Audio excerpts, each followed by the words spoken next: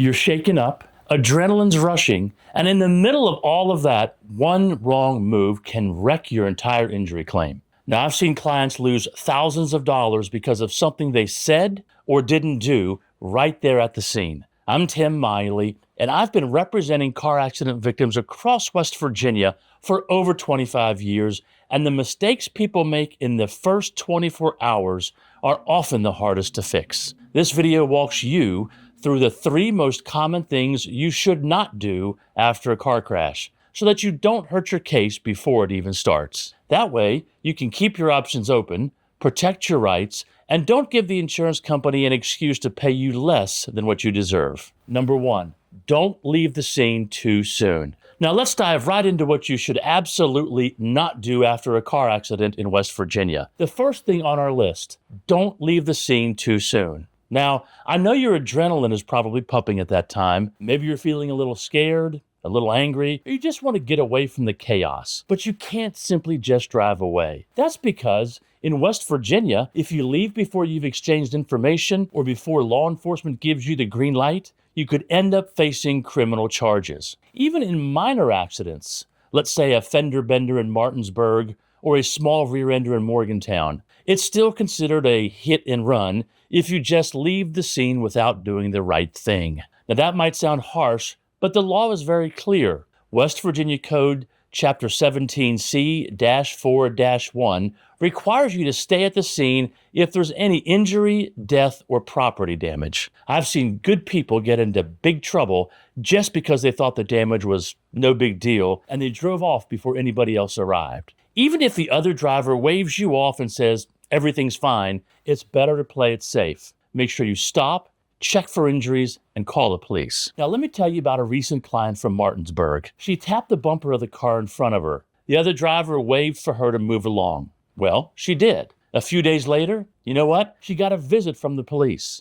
The other driver had reported damage after all. Now, she was facing a charge for leaving the scene of an accident, even though there were no injuries. Trust me, you don't want to go through that hassle. Here's what you should do if you find yourself in that situation. Number 1, turn off your car. Check on everyone involved, including passengers and anyone who might have been walking nearby. Make sure you call 911 if anyone is hurt, even if the injuries seem minor, and always wait for the police to arrive and let them handle the report. If you need to move your vehicles for safety, do it together with the other driver and make sure to document everything with photographs first. Remember, your legal duty is to make sure everyone is safe and to exchange information. And that information includes your name, your address, your insurance information, and your vehicle registration, even though it might feel a bit awkward as you're doing that exchange of information. If you skip this step, it can come back to bite you. The last thing you want is to face criminal charges or to lose your right to make an insurance claim later on. So, first and foremost, don't leave the scene too soon.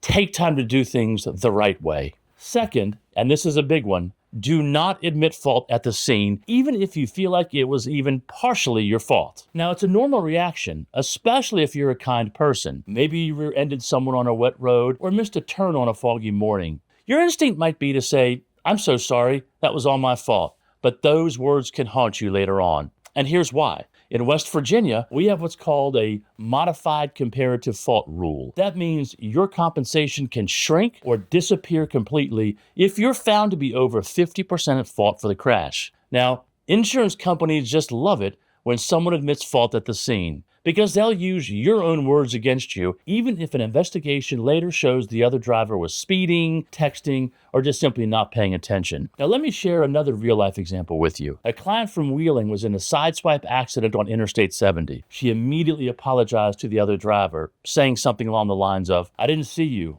I'm sorry. But later, dash cam footage showed the other driver was changing lanes without signaling. Still, the insurance company tried to deny her claim because of that quick apology. Just don't put yourself in that situation, because the truth is, right after a crash, nobody knows the full story. You're shaken up, your memory might be fuzzy, and you don't have all the facts. Things look different after the dust settles. Let the investigators, the insurance adjusters, and lawyers do their jobs. Here's what you can do, though, instead. Check on the well-being of everyone involved. Exchange only the information you're required to give, like your name, address, and insurance information. If the police ask for your side, just stick to the facts. Say something along the lines of, I was driving west on Route 60. the light was green, I was going about 25 miles per hour, and so on. If you're not sure about something, just say so. Whatever you do, don't guess. Never apologize or speculate about what might have happened. Remember, being polite is not the same as taking responsibility. Now, you can be kind and helpful without saying anything that can be used against you,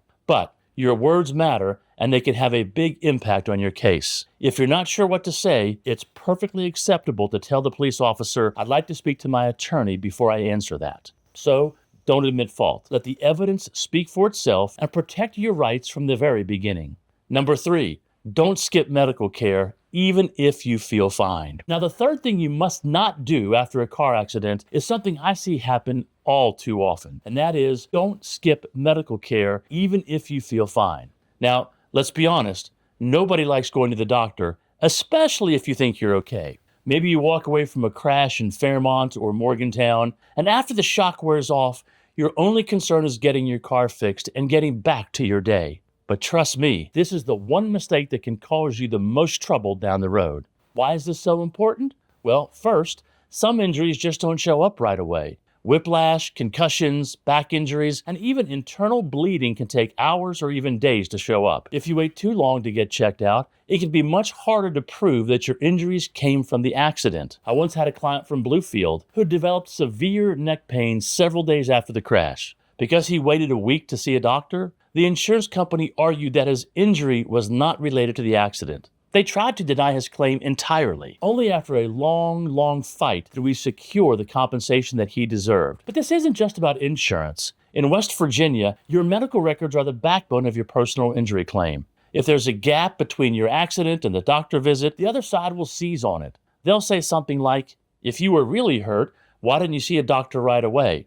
Don't give them that ammunition. So, what should you do instead? Even if you feel fine, get checked out by a medical professional as soon as you can, preferably within the first 24 hours following the accident. Go to the emergency room, the urgent care, or your family doctor. Tell them exactly what happened, but be honest about every ache, pain, or weird feeling, no matter how small. Follow up on any recommendations, whether that's more tests, physical therapy, or seeing a specialist. And above all else, keep a diary or journal. Write down all of your symptoms every day, even if they seem minor. It's just too hard to remember every detail weeks or months later, but your notes and medical records will help your case if you need to make an insurance claim or go to court. But if you skip your medical care, you could risk your health and your legal rights. Don't put yourself in that position. It's always better to be safe than sorry. Now here's a quick recap. Let's sum up the 3 things you must not do after a car accident in West Virginia.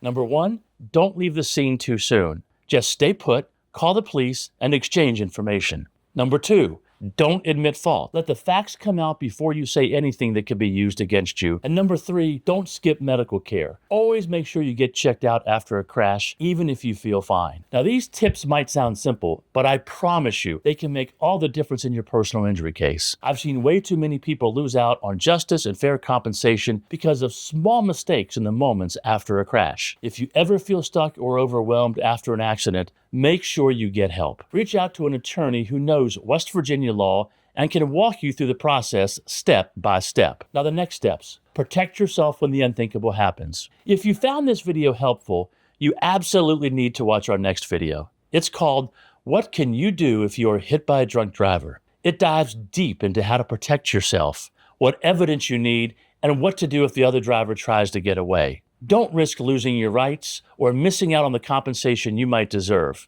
This next video can make all the difference for you and your family. Click over now and let's make sure you're prepared for anything the road throws your way. See you over there.